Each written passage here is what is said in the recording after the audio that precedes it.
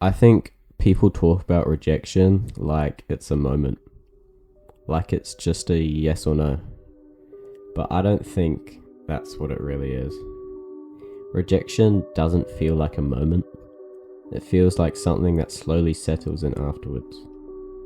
When everything goes quiet again and you're left alone with your thoughts. At first, it doesn't really hit properly. You kind of expect it. You tell yourself you're fine with whatever answer comes back. You even try to act normal when you're waiting for it.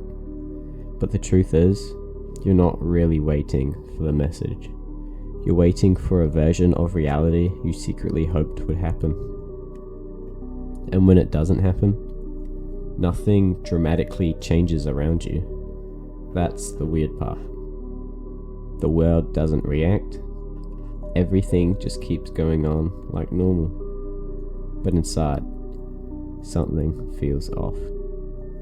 Like you're standing in the same place, but something invisible shifted. I used to think rejection was just about someone not feeling the same way. But I don't think that's the part that hurts most.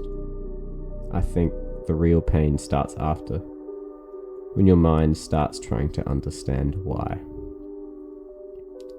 And that's where things get dangerous, because your brain doesn't like unanswered questions, so it starts filling in gaps, and most of the time, it doesn't fill them in kindly. You don't think, maybe it just wasn't meant to be. You think, what did I do wrong? What was missing? Why wasn't I good enough? And slowly, without even realizing it, you start turning the rejection inward, not at them, at yourself. You turn bitter, not at them, but yourself. You start looking for flaws like they must have been obvious all along. Like there must be something you failed to fix before it mattered. Something you didn't have. Something better you could have been. And I think that's the part nobody really talks about. Rejection doesn't just end possibilities. It starts conversations in your head that never really end. You start replaying everything. Messages, moments. Small details that didn't mean anything at the time. But now you feel like clues you somehow missed. And when your mind starts rewriting the past like there was a version where it all went differently, where one message changed everything, where you were one choice you made was enough, but that version doesn't exist. And deep down, you know it. Even while you're still trying to think about it. And the hardest part is, you don't even get angry most of the time. Because there's nothing to be angry at. No betrayal, no clear mistake. Just someone feeling differently than you did. And that's the kind of silence that's hard to process. Because when there's no one to blame, your mind automatically turns that weight back on you. You start thinking maybe you just weren't enough. Not in one specific way, just overall. Not funny enough, not interesting enough, not something enough. Even when that's not actually true, it just feels true in the moment. But here's something I've started to realize. Rejection feels personal, but it usually isn't in the way you think. It's not a ranking of value. It's not someone choosing better over you. It's just two people not aligning in the same way at the same time. But your emotions don't care about logic like that. They care about how it feels, and what it feels like is loss. Even when nothing was officially yours. And I think that's what makes it so confusing. Because you can lose something you never technically had, and still feel like something was taken from you. After a while, I noticed something else. You don't actually move on because time passes. You move on because you slowly stop arguing with reality. At first, you fight it in your head. You imagine different outcomes. You question everything. You try to make sense of it. But eventually, You just get tired of fighting something that isn't changing. And that's where acceptance starts. Not suddenly, just quietly. But even then, it still leaves something behind. Because rejection doesn't just take away a person or a moment. It changes the way you see yourself for a while. Even if it shouldn't. Even if it doesn't make sense. You start being more careful. More aware of yourself. More afraid of repeating it. And sometimes, without noticing, you stop trying as openly as you used to. Not because you want to, but because you don't want to feel that again. You have the fear of being rejected again. And I think that's the real impact of rejection. Not the moment itself, but what it makes you believe about yourself afterwards. Because the truth is, you don't need to become someone else to be enough for the right person. But rejection makes you feel like you should have been, even when that was never the problem. And I think the real damage from rejection isn't hearing no. It's the way you start rewriting yourself afterwards. Trying to figure out what you lacked, what you should have been, what would have made you enough. Until one day you realize you weren't missing anything at all. You just weren't the one they were looking for. I think one of the strangest things people experience is missing somebody that hurt them. Because logically, it sounds stupid. If somebody caused you pain, if they gave you some of the worst nights, if they made you question yourself, why would you still want them back? Why would you still miss them? Why would part of you still check your phone hoping their name appears? I used to think the answer was simple. I thought missing somebody meant they mattered more. That if somebody stayed on your mind long enough, then they had to mean they were special. That maybe they were supposed to be a part of your life. But I don't think that's always true anymore. Because I think people confuse missing someone with missing what they gave them. And those can be two very different things. I think people underestimate how quickly somebody can be a part of your life. Not physically, emotionally. Because people don't suddenly become important. They slowly become routine. And routines are weird. You ever notice them while they're there? No. You only notice them when they're gone. You don't notice hearing them every night. You don't notice expecting a message. You don't notice looking for one specific person first. Until suddenly, none of it happens anymore. And then your day just feels different. Not because your whole life changed. Because one small thing disappeared. I'm going to tell you a little story because this is where I understood it. There was someone I got really close with, and I don't think I noticed it happening. At first it was normal. Just random conversations, jokes, talking about stupid things, sending things that reminded me of them. Then eventually they slowly became a part of my day. Not in some dramatic movie way, just naturally. Like checking for their message became normal, like hearing about their day became normal, like telling them random things became normal, and eventually I got used to it. That's the problem. Because one person becomes normal to you, you stop imagining life without them. Then things slowly changed. Not all at once. Nobody sat me down and said, everything's different now. It happened quietly. Replies felt different. Energy felt different. Conversations felt different. And I remember trying to convince myself I was imagining it.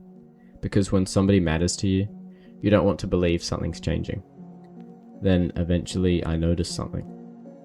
I wasn't enjoying what we had anymore. I was trying to save it. And those are completely different things. Because when you're enjoying something, you're present. When you're trying to save something, you're scared. And after it ended, I missed them, which still annoyed me, because I kept asking myself, why? Why do I miss somebody who made me feel awful? Why do I miss somebody who caused me one of my worst nights? Why do I miss somebody that made me overthink everything? Then I realized something. It was never missing every version of them. I was missing specific moments, specific feelings, specific memories. Because your brain does something strange after loss. It starts collecting highlights. Not really highlights. It remembers laughing, late conversations, feeling understood, feeling wanted, feeling important. But your brain doesn't replay everything equally. It doesn't replay every night you felt confused, every time you questioned yourself, every time you sat there wondering whether you mattered. Because pain fades differently than comfort does. I think that's why loneliness changes memories. Because loneliness makes your past look softer than it actually was. It edits things, not intentionally, but enough that reality starts becoming harder to remember. And maybe that's why people miss people who hurt them. Not because pain feels good, not because suffering is love. Maybe because once somebody made you feel important, your brain remembers that feeling long after, and it remembers the reasons things ended. I think that's one of the hardest truths. Sometimes you aren't missing the person, you're missing how you felt around them. And that's a completely different thing. Because sometimes people don't miss the relationship, they miss feeling chosen, feeling wanted, feeling like they mattered to someone. And when that disappears, the silence afterwards feels huge. Maybe that's why moving on feels so strange, because you're not only losing a person, you're losing routines, future ideas, conversations that never happened, versions of your life you imagined. And maybe that's why people stay attached for so long. Not because they want the pain back, but because part of them kept hoping a good version would come back too. And I think that's the saddest part. The person you miss and the person who hurt you aren't always the same person anymore. One lives in reality, the other lives in memory. And memory is usually kinder. Maybe you didn't miss the pain. Maybe you didn't miss being hurt. Maybe you just missed the feeling of being important before everything changed.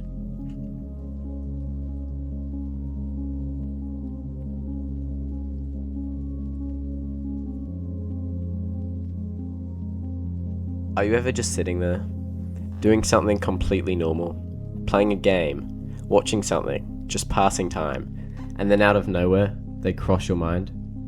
No warning, no reason, just them.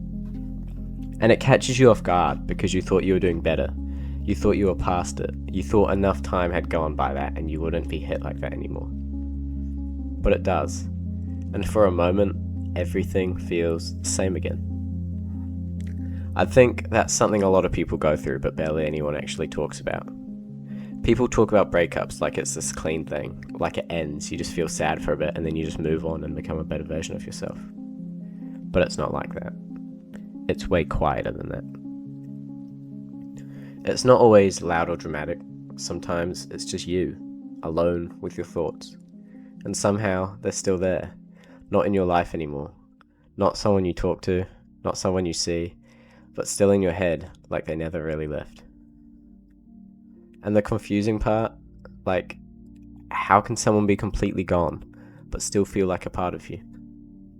I think it's because when you really care about someone, you don't just know them, you don't just spend time with them, you slowly realize, start building them into your life.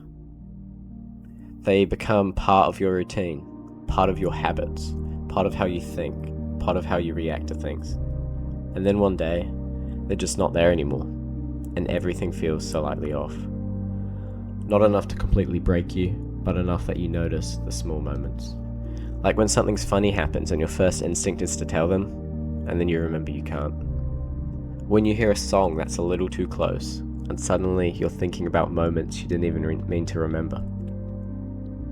Or even when nothing happens at all, just silence, and sometimes your mind is still drifting back to them. It's those random moments that hurt the most, because you're not prepared for them. You're just existing, and then suddenly you're not okay for a second. And then you just start questioning it. You start asking yourself why you feel this way, why you still think about them, why you're not fully over it yet. And it can make you feel like something's wrong with you, like you're stuck, like everyone else has got it figured out except you. But the truth is, you're not stuck. You're just dealing with something that actually meant something to you. You can't just erase a person who mattered. It doesn't work like that. And honestly, I think a part of that reason is so hard is because you're not missing them. You're missing how things felt. You're missing a version of the life that they were in. You're missing the feeling of having someone there, someone to talk to about anything, someone who understood you in a way that felt easy. That feeling is hard to replace, and that's why it lingers. Because it's not just about losing a person, it's about losing a connection, a routine, a sense of comfort that you got used to. And your brain keeps going back to it, not because you want to stay stuck, but because you also don't know just how letting go of something that felt that important. There's also this pressure to move on, like you're supposed to reach the point where you don't think of them at all anymore, like the goal is to completely forget. But that's not realistic. Moving on doesn't mean forgetting. It doesn't mean pretending it never happened. It means learning how to live your life without needing a person to be a part of it anymore. And it takes time, more time than people can admit, because healing isn't something you can rush. Some days you feel fine, completely fine, like you finally moved on and it doesn't affect you anymore. And other days, something small will hit you, and suddenly it all comes back. And it's frustrating, because it feels like you're going backwards, but you're not. Healing isn't a straight line. It's messy. It goes up and down. Some days are better, some days feel like nothing changed at all. But over time, something does change. It's small at first, but it slowly grows and gets bigger and harder. You stop checking your phone as much. You stop expecting their name to pop up. You stop replaying old conversations in your head. And the memories, they're still there, but they just don't hit as hard. They stop feeling like someone you lost and start feeling like something that just happened. And that's when you realize you're actually moving forwards. Not because you forgot them, but because they don't control your emotions anymore. You can't think about them without ruining your whole day. You can remember things without wishing you could go back and change everything. And yeah, maybe you still miss them sometimes. That doesn't just disappear completely, but it's different. It's quieter.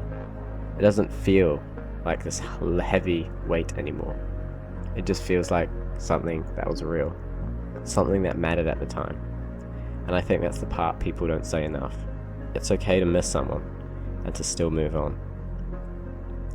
Those two things can exist at the same time. You can accept that it's over, and you can still have moments where you think about them. That doesn't mean you're going backwards, it just means you're human. So if you're watching this and you still have someone like that, someone who's not in your life anymore but still shows up in your thoughts sometimes, there's nothing wrong with you. You're not weak. You're not failing at moving on. You're just someone who experienced something real. And things that are real, they don't just disappear overnight. Eventually, you'll be okay. Not because you forced yourself to forget, but because you slowly learned how to live without them being a part of your life anymore. And maybe you'll always carry a small part of it with you. Not in a painful way, just as something that helped shape who you are. Right now, it still hurt. You may have those moments where it all comes back, but it won't always feel like this. It fades. Not completely. Enough that one day you'll look back, and instead of feeling hurt, you'll just understand, and you'll be okay with that.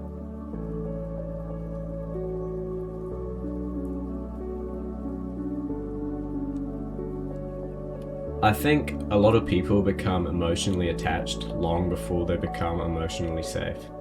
And that changes the way they experience love completely. Because once someone gains emotional importance in your life, small things stops feeling so small. A delayed reply feels personal. A dry message feels like distance. A small change in energy feels like the beginning of losing them. And I think that level of emotional intensity means that the connection must be special. But sometimes it means your nervous system is panicking. It's something I didn't understand for a long time. I used to think if someone could affect my mood that much, if they stayed on my mind constantly, if I cared so deeply about whenever they chose me or not, then it had to be love. Because why else would someone have that much power over you? But now I think that a lot of people, what they call love, is actually emotional dependence mixed with fear. Fear of not being enough. fear of being replaced. Fear of watching someone slowly lose interest while you're still becoming more attached. And once fear enters a relationship, your brain stops enjoying the connection naturally. It starts monitoring everything. You begin noticing tiny changes nobody else would. You become hyper aware of tone, timing, attention, and affection. You start measuring love instead of feeling it, and that's exhausting. Because no amount of reassurance permanently fixes insecurity when insecurity already existed before the relationship. That's why overthinking becomes addictive. Because every little moment starts feeling meaningful. If they reply quickly, you feel safe. If they seem distant, your whole mood changes. Your emotional state becomes connected to their behavior, and that's dangerous. Because eventually you stop having emotional stability on your own. You become emotionally dependent on consistency from another person. And humans are inconsistent naturally. People get tired, busy, distracted, quiet. But when you're attached through insecurity, normal human behavior starts feeling threatening. That's why emotionally insecure attachment feels so painful. Not because relationships are always bad, because your brain turns uncertainty into danger. And once someone becomes your emotional source of validation, you stop seeking them clearly. You stop asking yourself if they're healthy for you.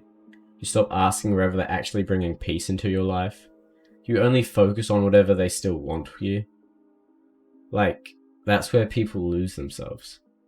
Because love becomes less about connection and more about avoiding abandonment.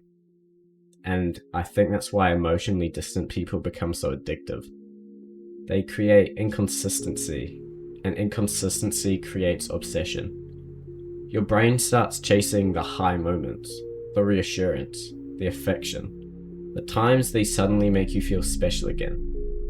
And when affection feels unpredictable, it becomes more emotionally powerful. That's basic human psychology. People value what feels uncertain, especially insecure people.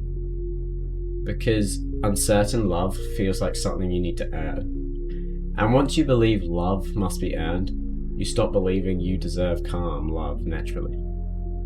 That's why healthy relationships can actually feel strange to people who are used to emotional chaos. Because healthy love feels consistent. It doesn't trigger panic. It doesn't make you question your worth every night. It doesn't disappear and return just enough to keep you attached. But when someone spent years associating anxiety with attraction, peace can accidentally feel boring. That's one of the saddest things about modern relationships, especially with teenagers. A lot of people don't know the difference between emotional excitement and emotional instability anymore, and social media made it worse. People romanticize confusion constantly. They romanticize mixed signals. They romanticize chasing emotionally unavailable people. They romanticize never fully knowing where they stand, like uncertainty somehow makes you love deeper. But I don't think real love consistency leaves you for emotional starving. I think real love feels emotionally safe enough that your mind finally gets to rest. And if someone has never experienced emotional safety before, that kind of calmness can actually feel unfamiliar at first. That's why some people leave healthy relationships to return to emotionally chaotic ones.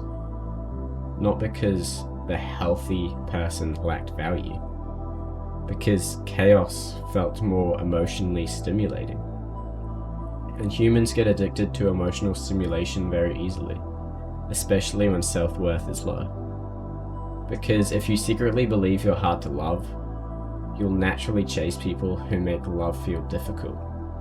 Difficulty feels familiar, and familiar pain can feel safer than unfamiliar pain.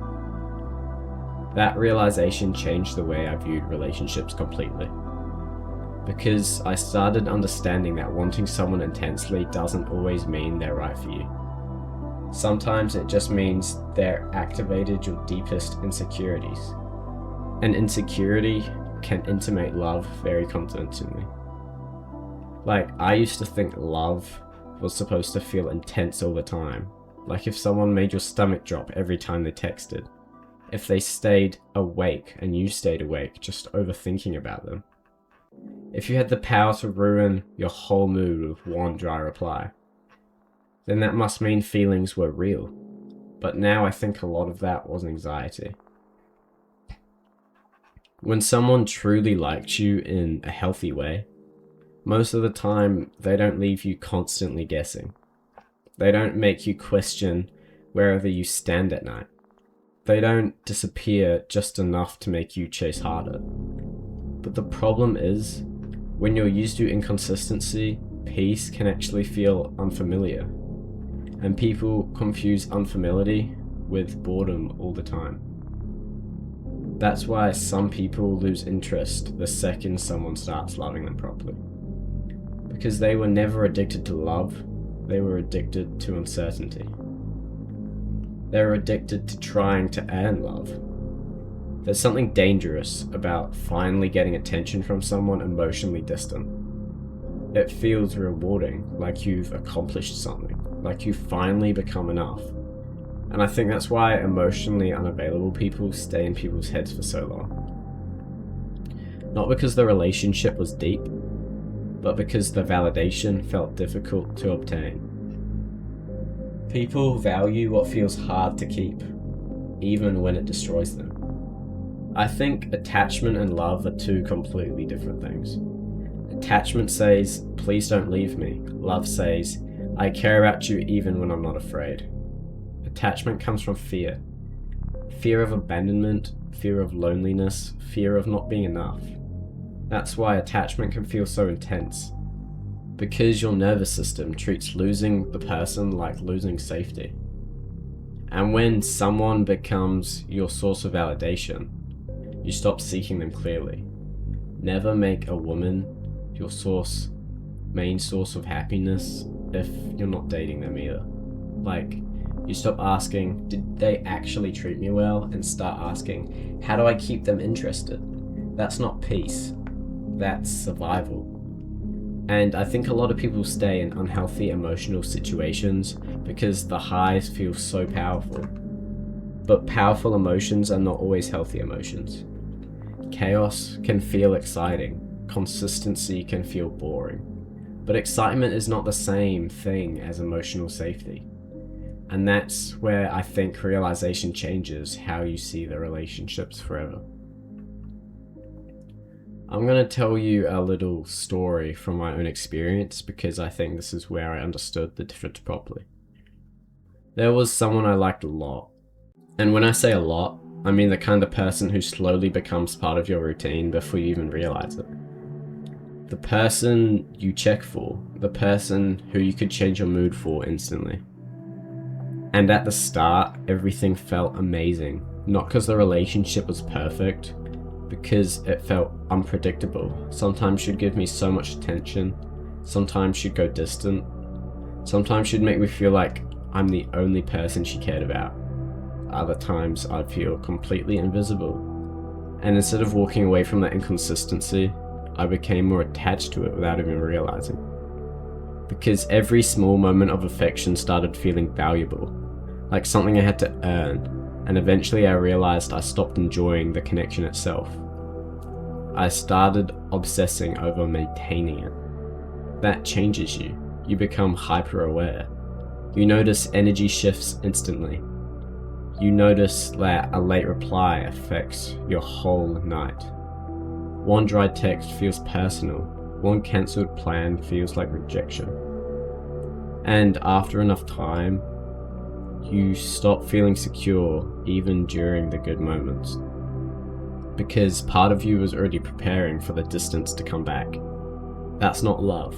That's emotional instability disguised as passion. And the sad part is, when someone finally likes you consistently after that, it almost feels wrong. Because healthy attention doesn't create adrenaline. Peace feels quieter. And because people who grew attached to chaos sometimes mistake peace for lack of feelings. I think one of the saddest things people do is ignore the people who would actually love them properly. Not because they're bad people, because stable love feels less emotionally intense. The person who reassures you constantly, who communicates clearly, who doesn't leave you confused, can actually feel less exciting than the person who keeps you questioning everything. And that says a lot about modern relationships. People are so used to emotional inconsistency that healthy love can almost feel unnatural. Some people don't want peace, not intentionally, but subconsciously, they crave the emotional highs and lows because it keeps the relationship feeling dramatic and alive. And I think social media has made this even worse. People romanticize toxic emotional dynamics constantly. The chasing, the jealousy, the mixed signals, the emotional distance, the micro-cheating. But real love usually looks much quieter than that. Real love often looks safe, and safety doesn't always create adrenaline, but it creates stability. And stability is what actually lasts. I think the hardest realization is understanding that wanting someone deeply doesn't automatically mean they're right for you. Sometimes you only want them because they've activated every insecurity you already have. Sometimes they become emotionally important because they were inconsistent, because your brain kept chasing closure, kept chasing certainty, kept chasing reassurance, and as stupid as it sounds, it's probably true. And eventually you become attached to the pursuit itself. That's why people struggle to let go of situations they barely even came relationships, because unfinished emotions stay louder in the mind. And people don't just grieve reality, they grieve potential, the future they imagined, the version of the relationship they hoped would eventually exist. That's what makes it painful. Not just the person, losing the possibility. I think real love feels different than people expect. It's not empty, it's not boring, it's not emotionless, just calmer, more secure. Less focused on fear, because if someone genuinely loves you, you usually wouldn't spend every night trying to decode wherever they care. You won't feel like affection is something you constantly need to earn. You won't feel emotional starved all the time. And maybe that's the difference people need to understand. Wanting someone intensely doesn't always mean you love them deeply. Sometimes it just means they triggered every wound you had. And maybe the right person isn't the one who gives you the strongest butterflies. Maybe it's the person who makes your mind finally go quiet. Because love probably isn't supposed to feel like surviving uncertainty each day. And I think a lot of people confuse emotional chaos with connection, when really the healthiest relationships are the ones that feel safe enough to stop performing inside. Maybe the right person isn't the one who keeps chasing you. Maybe it's the one who never makes you feel like you have to.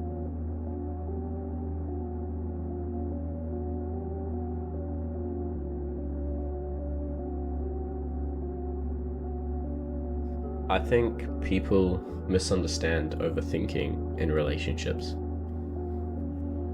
Most people assume it comes from distrust. Like, they think if someone overthinks, it means they must be jealous, controlling, or always looking for problems. Like they're suspicious by nature. Like they just don't know how to relax. But I don't think that's always true. At least it wasn't for me. At least it wasn't true for me.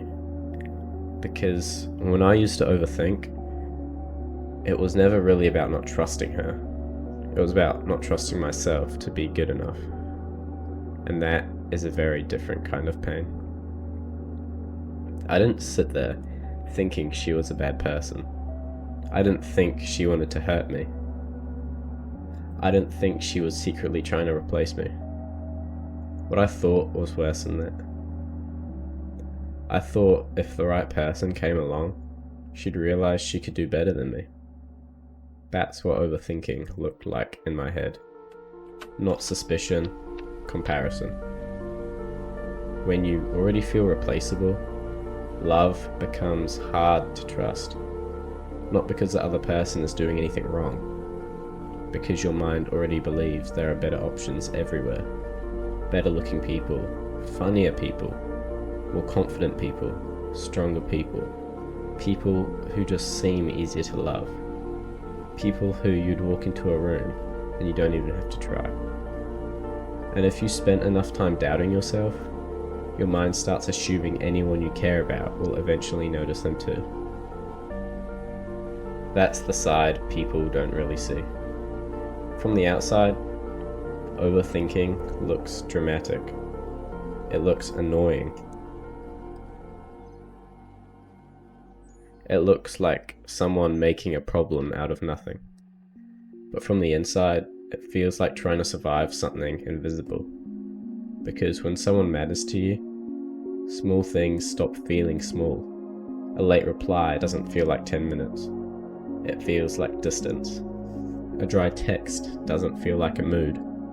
It feels like interest fading. Them laughing with someone else doesn't feel normal. It feels like proof they'd be happier without you. And most of the time, none of it's true, but your body reacts like it is. I think some people overthink because they don't trust others, but I think a lot of people overthink because they don't trust themselves to be enough. That's why reassurance never lasts long. They can tell you they love you, they can tell you they care, they can tell you they're not going anywhere, and for a moment, it helps.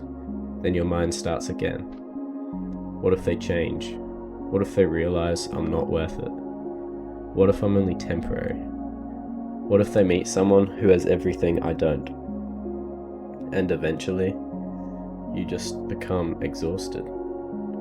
Not just from worrying, from trying to hide the worrying, because you know how it looks. You know asking, "Are we okay?" too much can feel heavy. You know needing reassurance too often can push people away. You know fear can come out like sounding pressure. So you try to act calm while your mind is falling apart. And that kind of tiredness is hard to explain. I'm going to give you a little story about my past experience with this topic, because I think stories explain feelings better than advice ever can. I was with someone I cared about deeply, and at the start, things felt easy, natural. I didn't have to think so much. I just enjoyed her. I enjoyed talking to her. I enjoyed the feeling of knowing someone chose me. But over time, I started noticing everyone around her. The guy that seemed funnier than me. The guy that looked better than me. The guy that was more confident than me. The ones who could make people laugh without trying. The ones who seemed like they'll never have to question wherever they were enough. And slowly, I started comparing myself to people who I didn't even know was competing with them. And that's how insecurity works. It creates contestants that don't even exist. And it makes you feel like you're losing them. I'd see her take longer to reply, and my mind would instantly build a story. She's bored of me. She's talking to someone better. She's realizing I'm not enough. She's losing interest. Again, none of this came from anything she actually did. It came from the way I already saw myself. That's the part I wish more people understood. Sometimes overthinking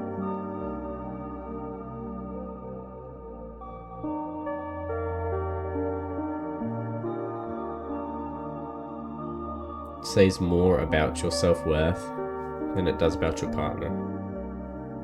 There were nights where only one dry message could ruin my whole mood, where one small shift in energy have me replaying everything, wondering what changed, wondering if I did something wrong, wondering if this was the beginning of the end. And while she probably just had a normal day, I was fighting scenarios that only existed in my own head. Then eventually, I started speaking from that pain and fear. I'd ask questions with a hidden panic behind them. I need reassurance. She didn't even understand why I needed it. I'd react to things she didn't even realize mattered. And from my side, I thought I was trying to protect the relationship. But from her side, it probably just felt heavy. That's the sad thing about overthinking. Sometimes you can love someone deeply and still make them feel blame. You can care so much and still create distance. You can want peace so badly that you accidentally destroy it, because fear changes the atmosphere, even if love was always there.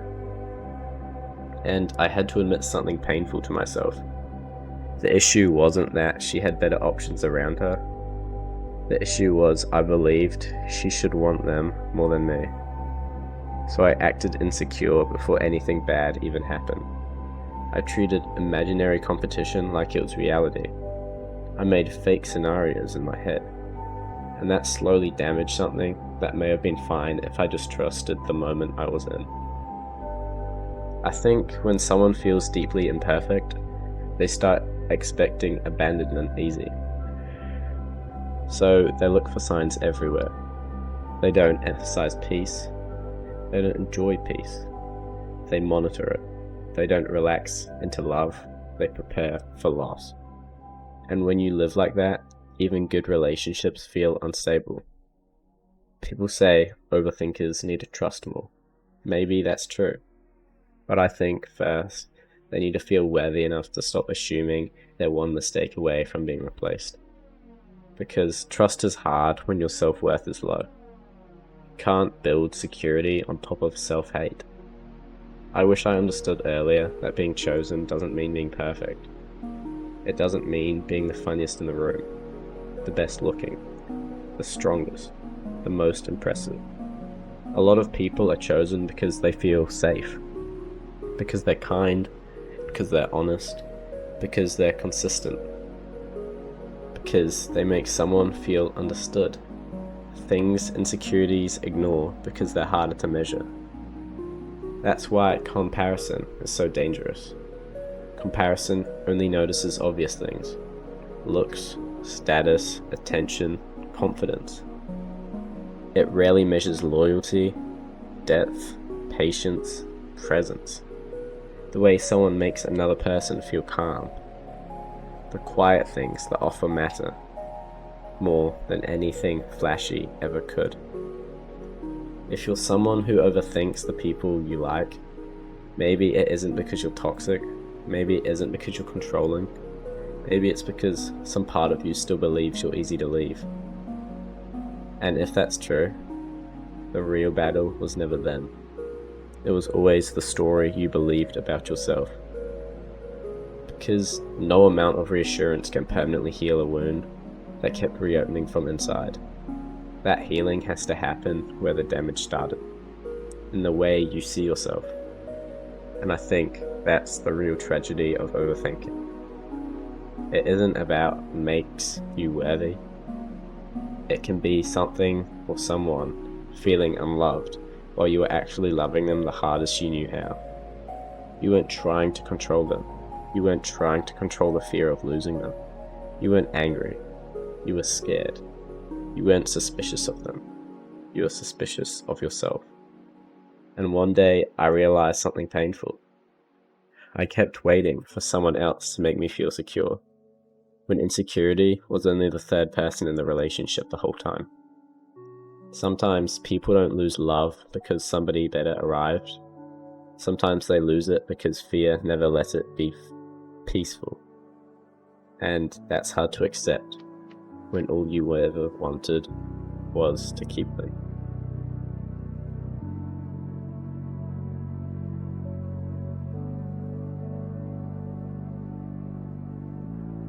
Some people get rejected once.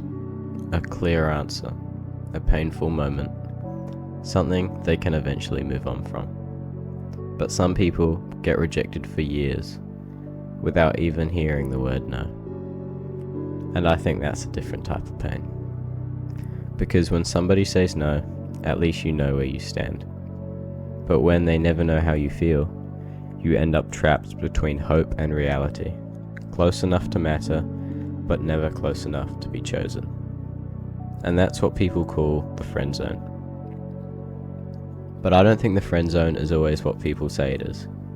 Sometimes it isn't manipulation, sometimes it isn't being too nice, sometimes it isn't even anyone's fault. Sometimes it's just two people living completely different stories at the same time. There was this girl. Not in some dramatic movie way, not love at first sight, not one of those stories where music plays when she walks in. It was normal. We became friends slowly. Random conversations turned into inside jokes turned into daily tasks turned into one of those connections that quietly became part of your routine before you even noticed it. She'd text me about the small things. Something funny that happened in class, something annoying her friend did, something that upset her at home. And I'd always reply. At first because I wanted to, then because I started waiting for it. I knew what time she usually messaged. I knew something was wrong just by how she typed. I knew when she said, "I'm fine," and didn't mean it. And that's the dangerous part. Feelings rarely arrive all at once. They grow in silence, one conversation at a time, one late night call at a time, one moment where you trust them more than anyone else, until one day you care about them way more than you planned to. But by then, saying something feels impossible. Because once a friendship becomes valuable enough, risking it feels stupid. So I told myself all the usual lies. Maybe later. Maybe when the time is right. Maybe she already knows. Maybe I should just enjoy what we have. And if you've ever been stuck in that position, you know how convincing those lies can sound. People say staying silent is easy. It isn't. Staying silent means listening to them talk about other people. It means pretending certain things don't hurt. It means celebrating moments that quietly break you. One day, she asked me what shirt looked better because she was meeting someone. I remember staring at that message longer than I should have, because deep down, I already knew what it meant. But I still answered. I even helped her choose. That's the strange thing about caring for someone. Sometimes you help create the exact thing that will hurt you. Then came the name. She started mentioning this guy more often. At first casually, then constantly. You can tell when somebody likes somebody by how often they bring them up. And every time she did, I acted normal. I gave advice, I made jokes. I asked questions I didn't want the answers to. Because if I suddenly acted weird, maybe she'd notice something I wasn't ready to admit. So I played the role I gave myself. The supportive friend, the safe person, the guy who was always there. And the role can become a prison if you stay in it for too long. Eventually, she called me one night sounding nervous. She said she was thinking of telling him how she felt. I don't remember everything I said. I just remember helping her. I told her to go for it. I told her life's too short. I told her she deserved to be happy. And all of it was true. That's what made it hurt more, because I meant it. A lot of people think pain only counts when somebody wrongs you. But some of the deepest pain comes when somebody did nothing at all. She liked someone else. That's allowed. I cared about her. That's allowed too. Sometimes two innocent truths can still destroy someone. A few days later, she told me they were together. I said I was happy for her, and I was. At least a part of me was. I remember getting home from school that night and bawling my eyes out, wishing I'd told her sooner. Maybe if I did that, it would be me in that position instead of him. The other part felt something I didn't know how to explain. It wasn't jealousy exactly, it felt more like grief. Not grief from losing her, grief from losing the version of the life I imagined without admitting it. Because when you secretly love someone, you build futures they never agreed to. Tiny ones. Walking together after school, dating eventually, telling people how it all started as friends. You create memories that never happened, and when reality chooses someone else, you have to mourn things that were never real. That's a lonely kind of sadness. After they got together, things changed. Not dramatically, quietly. We talked less. She replied slower. Calls stopped happening. The little details she used to tell me first started going somewhere else. And I can't even blame her for that. When someone becomes important to you, they naturally take space. That's life. But it's strange watching yourself get replaced in a position you never officially had. I didn't just lose a chance at love, I lost the friendship I'd built my days around. It hurts more because it's not an official breakup, there's no text, there's no "we're done." That's the part nobody talks about. Sometimes the friend zone isn't being stuck as a friend, sometimes it's losing the friend too. I started noticing how much of a routine had involved her. Reaching for my phone at night, wanting to tell her random things, checking messages that weren't there. It's embarrassing how empty ordinary moments can feel when one person used to fill them. People will say, "You should have told her." Maybe they're right, but honestly, it sounds simple when it's spoken from the outside. When you're inside it, honestly, it can feel like a gambling something priceless. And I think a lot of people choose silence, not because they're weak, but because they genuinely love what they already have. They just underestimate what silence costs. I don't think she ever knew. Maybe part of her suspected it, maybe not. But I never gave her a fair chance to respond. That's something I had to accept. You can't blame someone for not reading a book you never opened. For a while, I became bitter. Not at her, at myself. For waiting, for hoping, for confusing closeness with certainty. Because attention can feel like love when you want it badly enough. But they aren't the same thing. Someone relying on you doesn't always mean that they see you in that way. Someone trusting you doesn't always mean they choose you. And lessons like that hurt the most when learned late. Still, I don't regret caring. I think people act like unreturned feelings are waste feelings. They aren't. Loving someone, even quietly, can teach you things. It can show you how deeply you're capable of feeling. It can reveal where your self-respect needs work. It can teach you that timing matters, that courage matters, that clarity matters. And most importantly, that being chosen starts off by choosing yourself enough to be honest. If I could go back, I don't know if I'd try to make her love me. That was never mine to control. But I would have told the truth sooner. Not because truth guarantees success, but because truth gives you peace. Rejection hurts once, uncertainty hurts every day. So if you're in that position right now, close enough to matter, never sure enough to speak, understand this. Silence feels safer in the short term, but over time, silence can become its own heartbreak. And if they don't feel the same, at least you lose the fantasy. Because fantasies can keep you trapped longer than rejection ever could.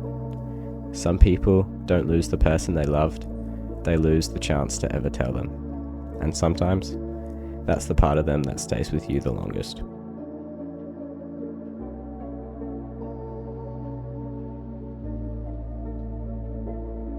I don't think people care as much about getting someone as they think they do.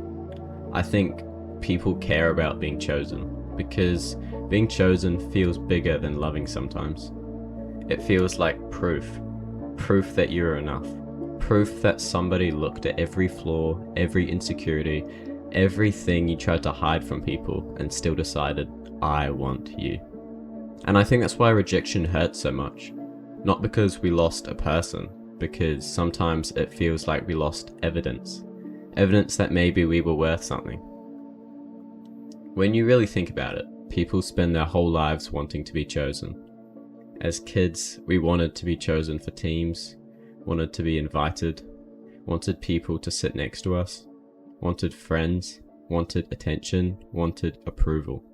Then we get older and suddenly nothing really changes. The places change, the people change, but the feeling stays the same. Now, instead of wanting someone to sit beside us at lunch, we want someone to text us first. Choose us over somebody else. Stay. Love us. And I don't think that's a coincidence. I think people want to feel important, because feeling important makes people feel safe. I think one of the loneliest things in the world isn't being alone, it's feeling replaceable. Feeling like if you disappeared tomorrow, everything would continue exactly the same. Like nobody would even notice enough. Like somebody else could step into your place and do what you did better.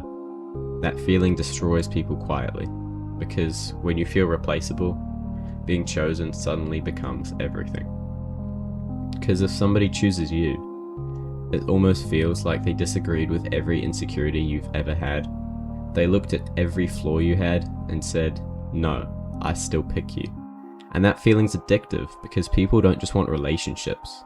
Sometimes people want validation disguised as relationships.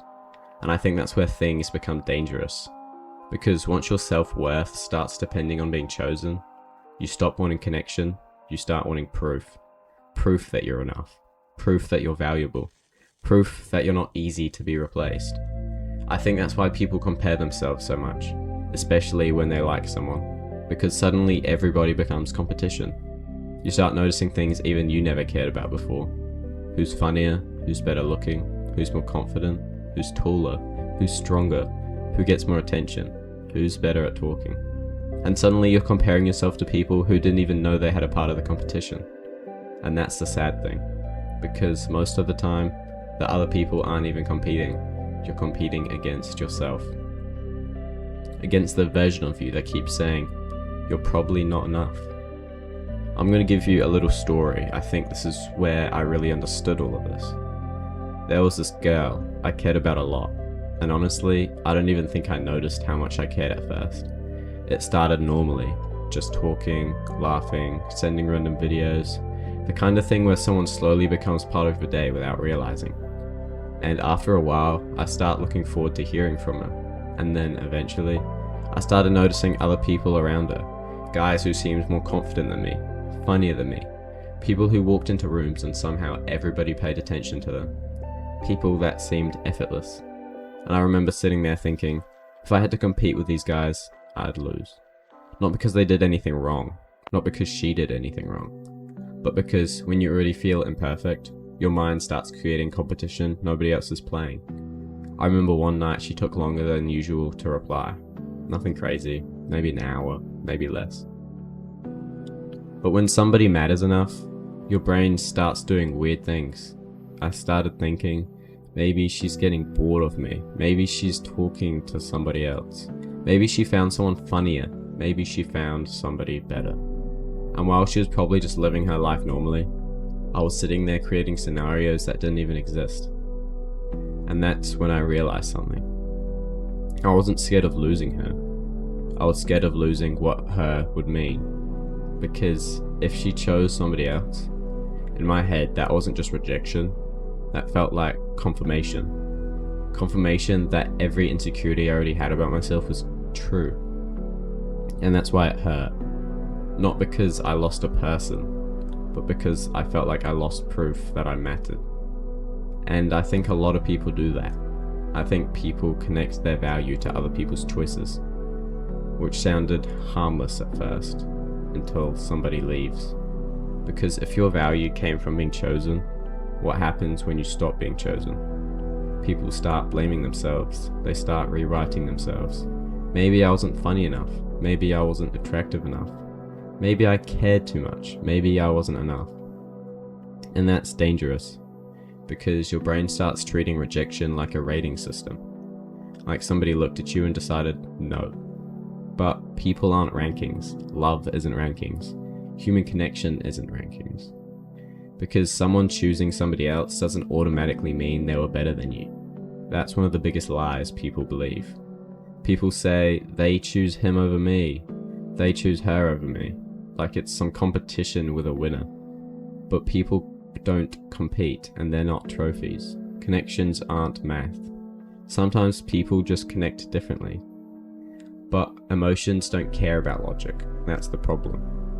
Because emotions aren't rational. Emotions don't say, Maybe you were just compatible. Maybe you weren't just compatible. They say you lost. And that's why being chosen feels so important, because people aren't only looking for love, they're looking for reassurance. I think social media made this a lot worse too, because now people compare themselves constantly. People compare relationships, looks, followers, attention, everything. You open your phone and it suddenly feels like everyone else is being chosen. Everybody else is happier. Everybody else is more attractive. Everybody else has someone. And slowly you start asking, what's wrong with me? But here's something I realized. The people who seem perfect from far away usually aren't perfect up close. Because everybody has insecurities. Everybody. Even confident people, even attractive people, even people who seem like they have everything. Everybody feels like they want to be chosen by somebody. Everyone wants to matter. I think that's why being someone's first choice feels so powerful. Because for a moment, all the comparisons stop. All the overthinking stops. All the insecurity gets quiet. Because somebody looked at every other option in the world and still looked back at you. But I think people also need to realize something important. Being chosen by someone else isn't supposed to create your value. It's supposed to add to your life, not become your life. Because if you rely on other people to tell you you're enough, you'll spend your whole life scared when they leave. And maybe that's why people stay in unhealthy situations. Because they're scared of losing the person that means losing their worth. Losing proof. Losing validation. Losing the feeling of being enough. But I think real love feels different. Real love doesn't feel like finally becoming valuable. Real love reminds you that you already were. Because at the end of the day, the right person isn't choosing between your flaws and somebody else's strengths. They aren't comparing every tiny thing about you. People aren't spreadsheets. They're feelings. Their connection. Their comfort. Their safety. And maybe that's why we care so much about being chosen. Not because we want attention. Not because we want status. Not because we want to win. But because being chosen feels like somebody looked at every hidden part of you, every insecurity, every fear, every flaw, and still stayed. But maybe the thing you need to hear most in this, if somebody doesn't choose you, that doesn't automatically mean you are lacking something, because your value was never supposed to depend on another person's decision. Because sometimes people don't leave because somebody else is better. Sometimes people leave because people change.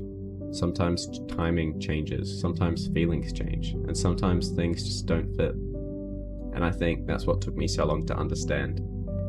I kept wanting somebody else to prove I was enough, when maybe I should have learned to believe it before it even arrived.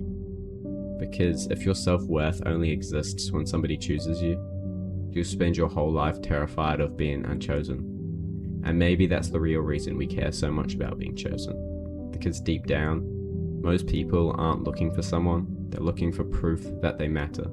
And maybe one of the hardest things to learn is understanding that you mattered long before anyone picked you.